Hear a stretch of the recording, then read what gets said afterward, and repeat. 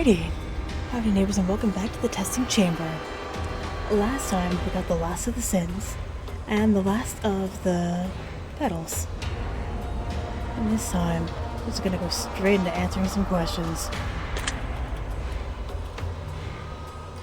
You feel the darkness inside of you. Yeah. You feel like you were destined for more than where your life has taken you. Not really. I'm so afraid of the future that you stopped trying to progress. There was a time. Consider you might just have fear of failure. Yeah. Consider that you might have fear of success. Yes. You value honesty above all else. Yes. You have a set of morals that others might consider questionable. I don't think so. Follow your own moral code. Yes. But standing up for what you believe in sometimes means standing alone. Yes. Are you afraid of where your life might take you in the next several years? Yes. I think I'm okay right now.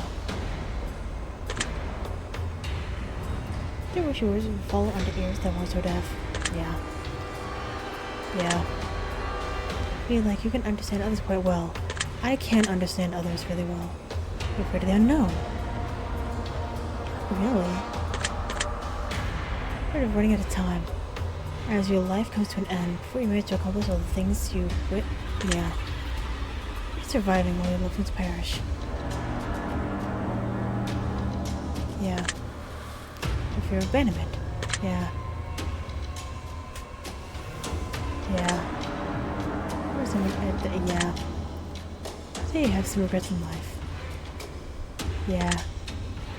You do it all over again. Did you do anything differently? Yes. I'm proud of who you've become. Yes. Feel like your choices and circumstances in life made you who you are. Yeah. Wish you could have been treated more fairly by this in the past. Yeah. So treat others better than you might have been treated. Yes. Never wish you could help more people. Yes. Sometimes wish you could more easily help yourself. Yes. You look forward to where life may take you. Yeah. I feel like you're not living up to your full potential. Yeah. If you knew that following your dreams would end in certain success, would you do whatever it takes to pursue and achieve them? Yes. Jump to the past and the future. You can never return to the present. Would you do it? Yes. Have you made peace with your past? No. Have you made peace with the current circumstances? Yes.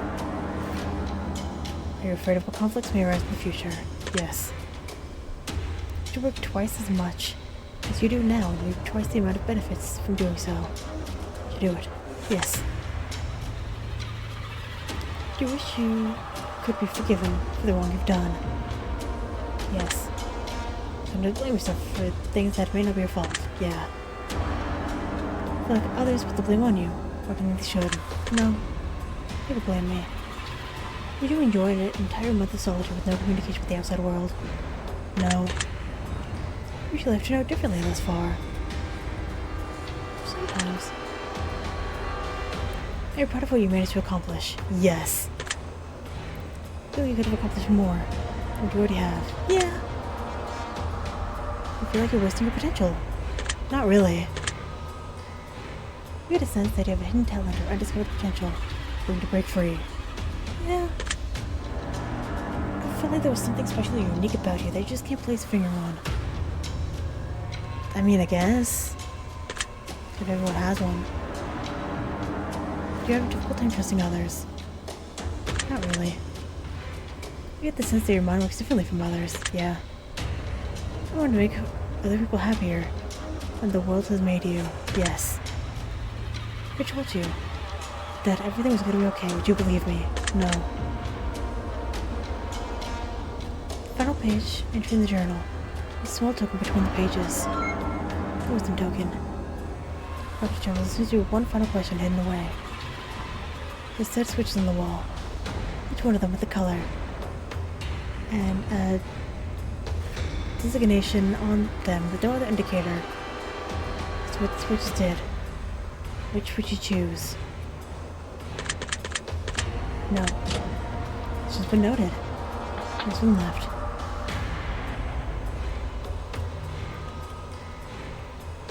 If I knew what they did, then I would do it. But I don't know, so I won't. Upon a rotting house. The smell of mold fills the chamber you reside in. Unlike any they've experienced before. It's unmistakably overabundant dampness, an exuberant amount of humidity that hangs heavy in the air. To add to the already overwhelming amount of discomfort the chamber brings, not a water, consistently dripping from the ceiling and walls, enough to drive someone mad if given enough time. Well, I don't think I'm gonna give enough time.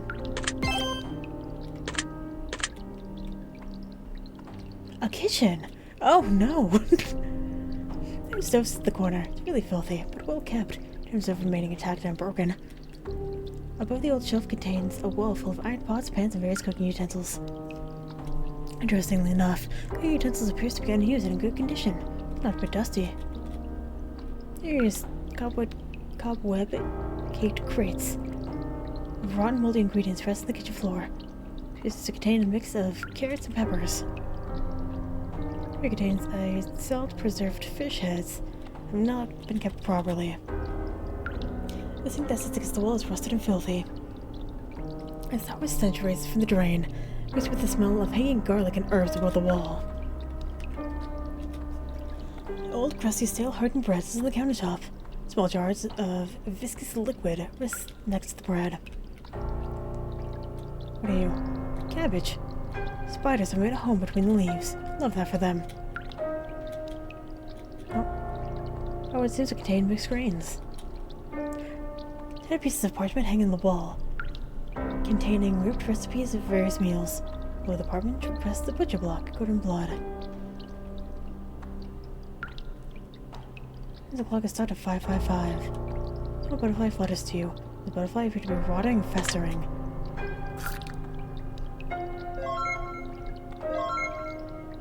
You don't drown by falling into deep waters. You drown by staying there refusing to swim. I don't think that's correct. There's a hand that wears a crown, wanderer. An old painting of dark figures standing in front of a castle on the wall. Figures in the painting are faceless, yet you can feel them watching you as you gaze upon them. An ash-smudged map of lands you've never seen or heard of before rests on the wall. Nothing about the lands or travel routes seem familiar to you whatsoever. Broken glass with chunks of flesh and heaps of blood rests on an old, splintered oak table. Crows clinging to the stools resting around the table, and the legs of the chairs have been chewed apart by some small critter adding to their degradation.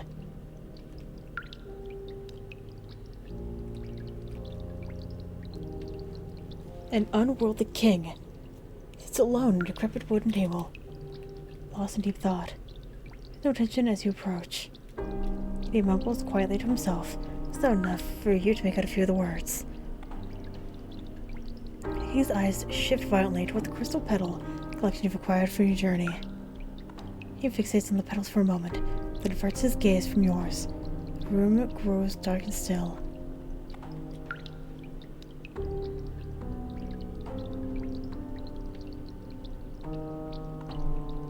I've been expecting you, wanderer. At long last you've arrived. King nothing. I presume you know very little about the petals you hold. Allow me to share with you a tale of how they came to be. The story of a lonely man who lives in a very lonely, dreary, grey world. For everything is dull, drab, and melancholy. The air, bitter. The sky, blackened. The dark sky looms and is filled with an even darker clouds. The desolate land in which the man treads is nothing but flat and endless. There lies in no clear direction to travel, no destination, and a bleak landscape. The atmosphere encompassing this realm has a distinct void of purpose, and all who wander here are most certainly lost.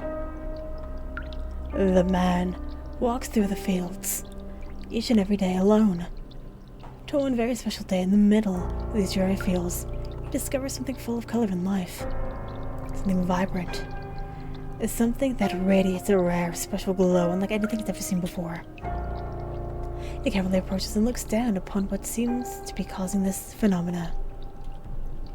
Before him is the flower. Not just any flower, mind you. No, this flower is special. It's beautiful, intoxicating flower is unlike anything he's seen before. It radiates a positive energy, a powerful aura.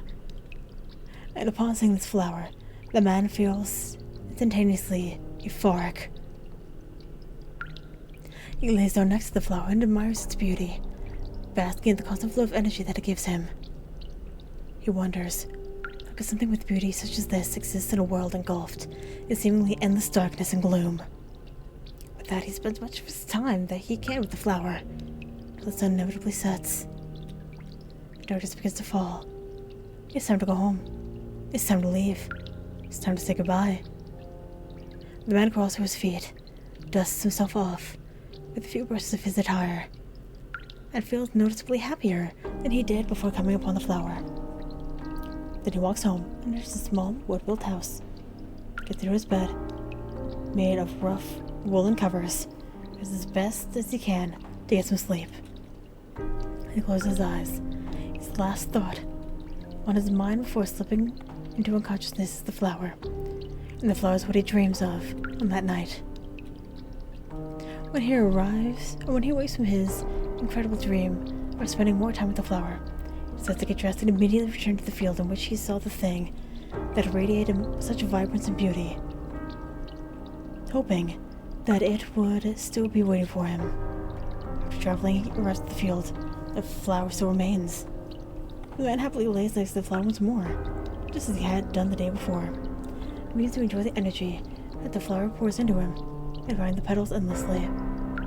And then, darkness falls once more. The man begins to leave, this time less satisfied than before. He comes at home, to bed and tries to sleep.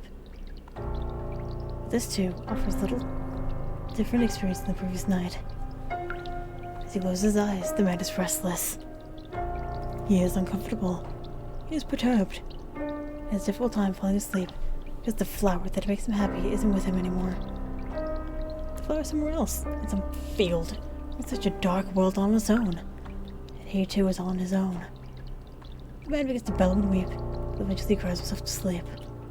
He wakes in the morning, immediately getting dressed in whatever clothing he can find, and bolts out the door to the field, not slowing his pace even for a moment until he arrives. He leaps to the dirt floor and lays with the flower all day long, enjoying the energy that it radiates, just like he did in the days prior. And just as the days prior had ended, the darkness falls once more. He gets up, begins to walk home, saddened and burdened with a heavy heart. Something calls him back. Feeling the pit of his stomach, a hole in his heart. He turns and walks back to the flower, and plucks it from the soil in which it has grown his entire life. Puts it in his pocket and hurries home excitedly. He lays in the bed with a smile on his face, sets the flower on his pillow. He has admired the beauty of the petals all night. They continue to bring him so much joy, so much bliss that he could never had the pleasure of feeling before. The man is beyond content. For the first time in his life in this dark, ugly world, the man is happy. Now he gets to spend all of his time with the flower. He gets to enjoy it constantly, whenever and however he'd like, never having to say goodbye. The days go on. They quickly turn to nights, and the nights quickly turn back to days. After we get past, his heart is full to the brim. The man notices something about the flower they had noticed before. The glow it once had has begun to fade. What was ever so vibrant had begun to grow pale. The leaves that were once lively and green had begun to wilt, and the stem, which held it so high above the ground, had become soft and started to rot. The flower was dying, and the man knew what was coming next. He watered it profusely. He nurtured it gingerly, then did everything he could to save the flower from an impending doom. But in the end, as the days turned to weeks, the air grew colder and increasingly bitter. The flower lost its petals, and the stem lost its color. The flower lost its energy. And then, as if all the happiness in the world had been sucked out and blown like ashes in the wind, the flower died. The man lamented. He wailed. He cried tears heavy to match the burden and pain within his heart. But the only thing that has ever made him happy in life, or that ever filled that void within him, was now gone. And the man knew deep within his soul there was never coming back. He killed the thing that he loved and treasured so dearly because he wanted and craved it so badly. He wanted it for himself. His selfishness, his greed, his possession killed the flower. And he would never know happiness again. I killed her. I killed her vibrance, her beauty, her radiant energy. I plucked her from what she needed to grow and be herself. A candle burning in a windstorm corridor. I carelessly snuffed out the flame that was shone so bright and lit the way to a better, brighter, happier future for all. Instead of enjoying my flower for what she was, instead of being appreciative of the time I had with her, I couldn't have just been content with the circumstances. I plucked her from the very life source she needed in order to flourish and grow. I sought to possess her, and in turn I lost her forever. My flower was no longer what she once was when I came to know her, but instead left an empty, soulless husk of her former self, and now so too am I.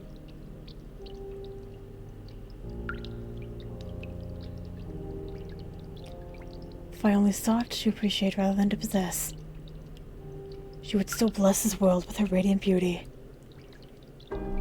My beautiful, unique, rare little flower. The only thing that ever brought me joy. And now I sit alone. All alone. Atop my throne of nothing. A crown atop my head of emptiness. Only to match my heart. Isn't it funny? If I had not been so selfish, he could have had it all. But because all is what I wanted, nothing is what I've got. I deserve my emptiness. I implore you to heed my warning. For if you make the same mistake that have wrought me this life of misery, you will surely deserve the same fate that hath begotten this old, bitter, lonely king. Now leave your petals upon this table, and walk away from them once and for all. Leave them with me, but they consume your soul too. Scratch together all of your crystalline petals, place them gently on the wooden table for the king. Turn me to shake, tremble, form into shapes before your very eyes. You were wise beyond your years. You were smarter and better than I ever could have hoped. Our fates will not be shared on this day. Fresh, delicate flowers at the top of the table. They have a sickly sweet aroma. They're rather intoxicating. You can't help but feel better when you're near them. I dub thee King Nothing.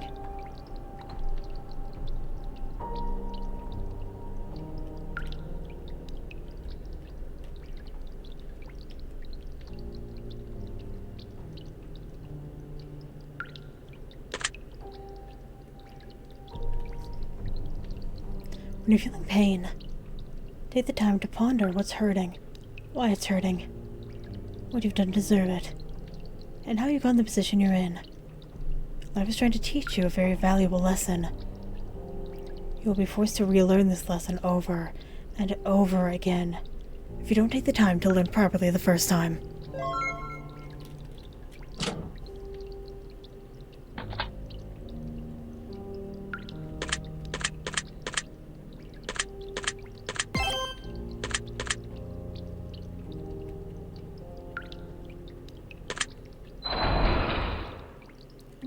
As a reflection. Your fire crackled in the distance. The warmth of its flame provides. It was most clean and pure. It's been well maintained and actually lived in.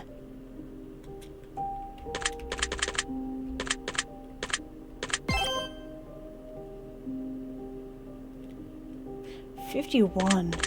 Yikes, I save a lot. Hey, buddy.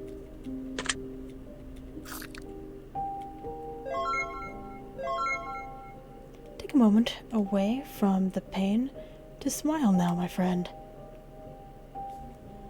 If you only knew what a life had in store for you, you'd be dancing in the rain as we speak. Time to root your stone, wanderer. Maybe a bountiful harvest. A piece of parchment hangs on the wall. It contains a list of names you never heard of. Especially all the names appear to be written upside down. The fireplace rages on. The cobwebs around it cling tight and refuse to burn. There's no way that the fireplace could stay lit for a long period of time in the current state it's in. What has been here recently? No painting of a man with a distorted face rests on the stone wall. His eyeball appears to be plucked out of its head, rests on the table in front of him. The painting is titled, The Watcher. An old tapestry hangs on the wall. It's obviously seen better days. A stone chair is shut against the wall. In the seat sits a peculiar figure. It remains idle. You get the sense that it's watching every move you make. You rest in the hands of the figure. You inspect the hands of the figure. Discover it's holding a small coin.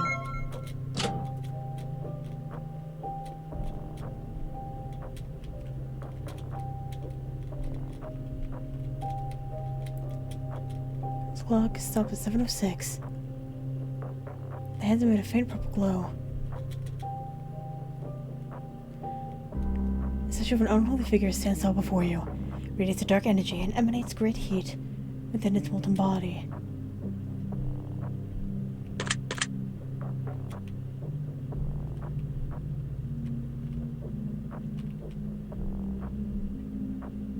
I have nothing else to do. Although I'm in.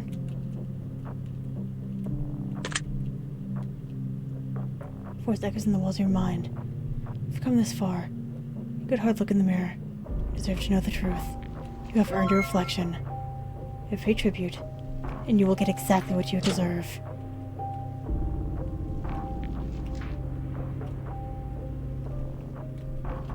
No plaque rests on the wall. There is names chiseled into it. Only 4 names on the plaque that you can see. 3 of them are names you never heard of before. The final name is yours.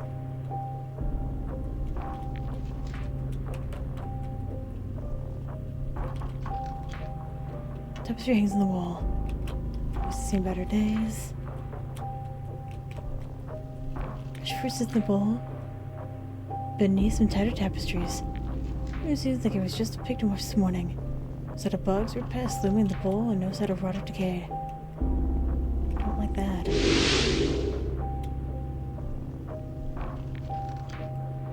Oh, I don't like that very much.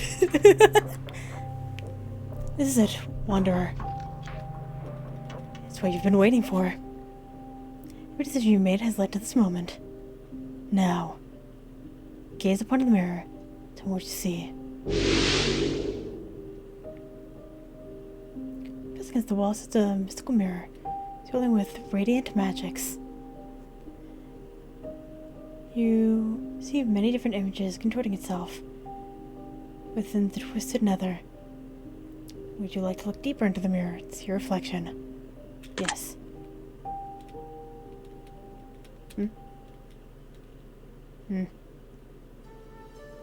Mirror, mirror, show me thee. What secrets have you hidden from me? Show me weakness, show me strength. Every detail, tell in length. Show me what I've been afraid to see. Show me what I'm afraid to be. Show me everything reflected true. Show me why I've come to you. I remember that from Snow White.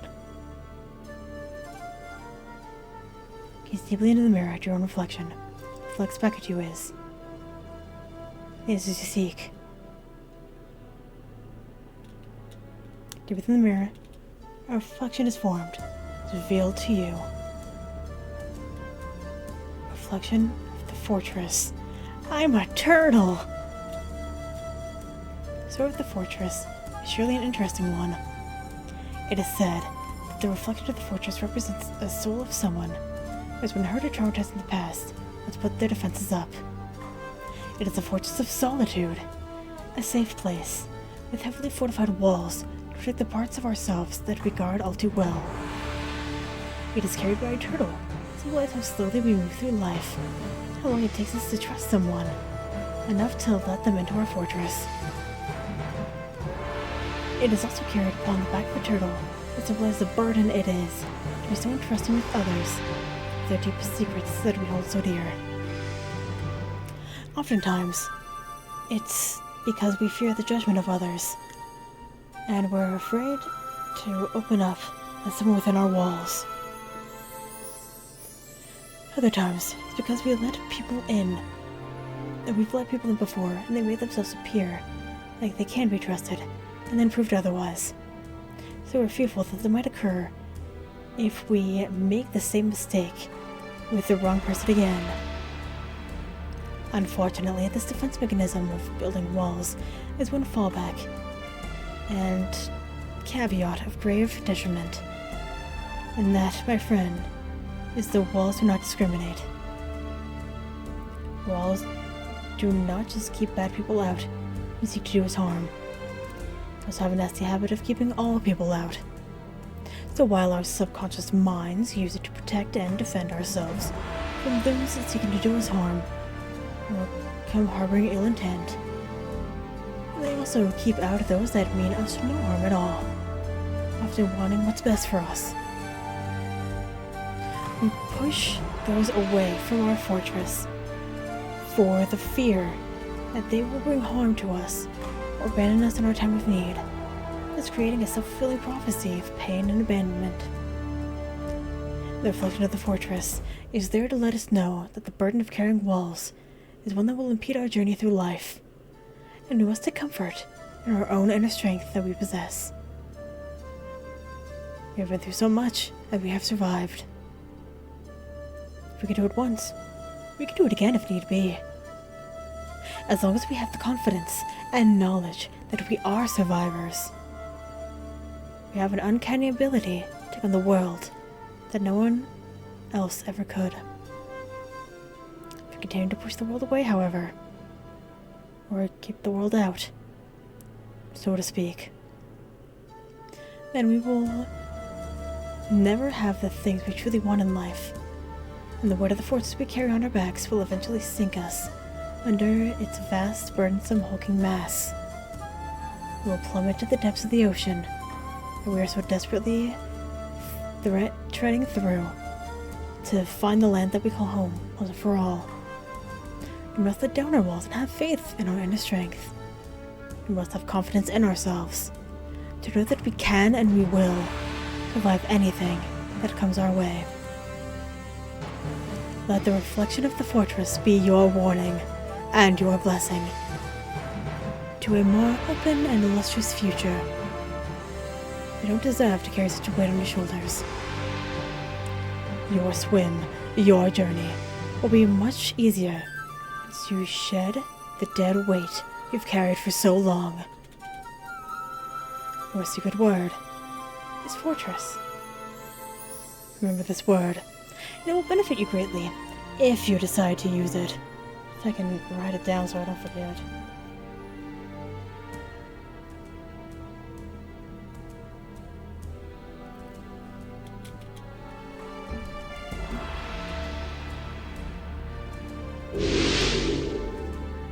But sometimes, the mirror reflects something within your soul.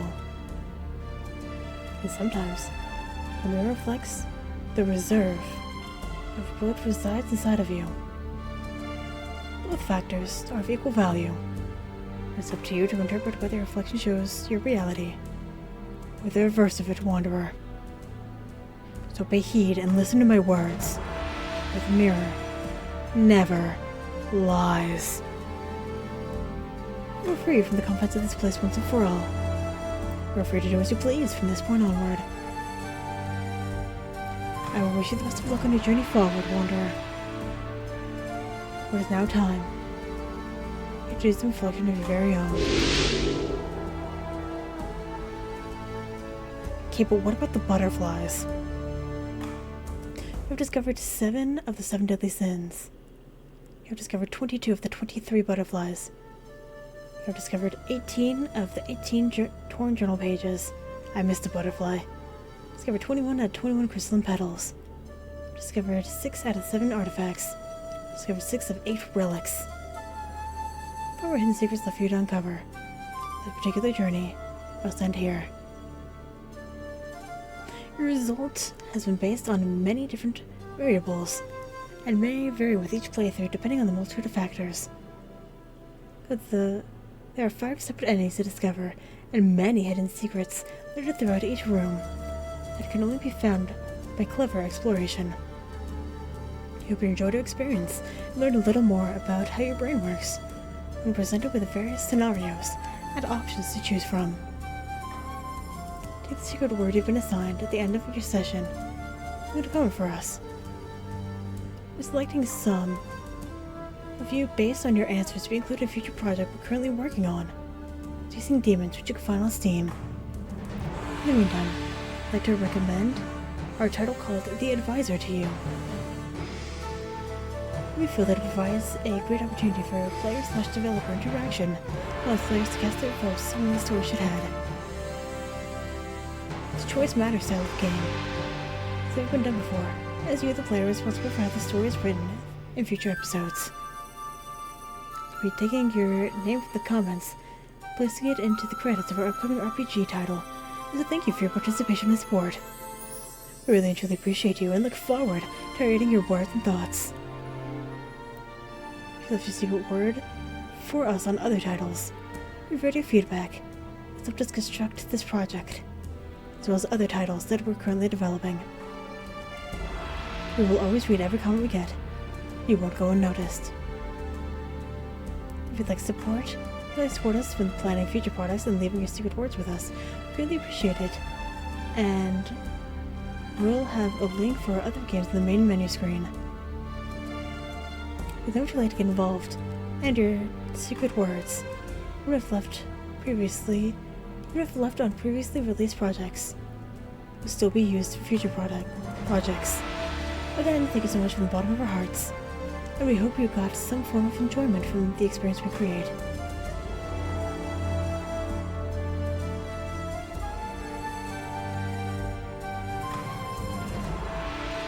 Yeah, Markiplier's the best. I'd like to give a special shout out to Markiplier and his community for supporting us through the other titles. It has really meant so much for us as lifetime fans. The amount of joy you bring to the rest of the world, and your content and your community support is second to none. Thank you for being you. We really hope you get to punch a nun at some point in the near future. What? I wish you all the best in future endeavors, and may your life be flooded with happiness you deserve.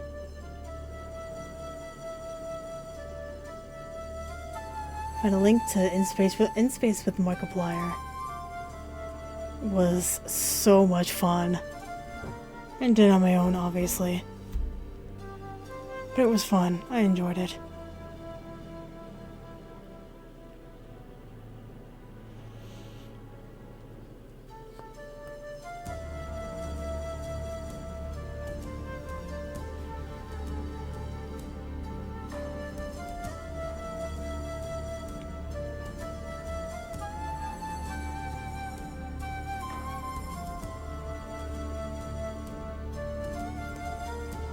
So that was the testing chamber.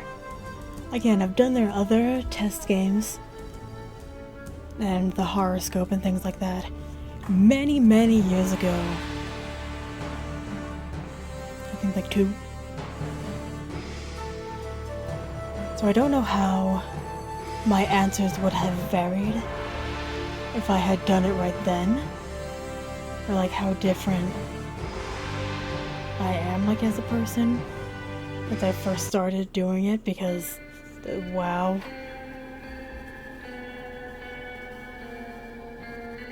Yeah, if you want like a quiz, like get to know yourself better, the test games are your best bet. Anyway, thank you very much for watching. Hopefully, I will see you later.